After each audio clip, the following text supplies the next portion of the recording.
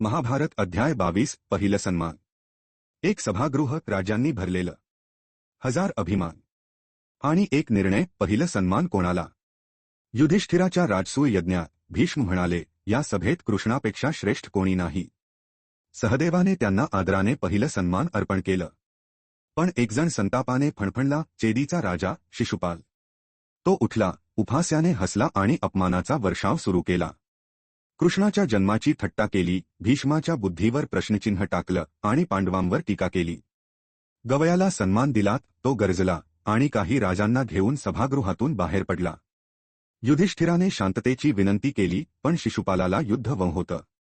कृष्ण म्हणाले, तुझ्या मातेला वचन दिलं होतं, 100 अपमान क्षमा करीन। आता तो आकडा पूर्ण झाला आहे। आणि क्षणात सुदर्शन चक्राने कृष्णाने शिशुपालाचा अंत केला। आदर मागून मिळत नाही, तो कमवावा लागतो। आणि जेव्हा धर्माचं अपमान होतं, तेव्हा संयमालाही सीमा असते। महाभारतातील अशाच ज्ञान आणि नाट्याने भरलेल्या कथा फॉलो करा मुकुंदा वाइब्स।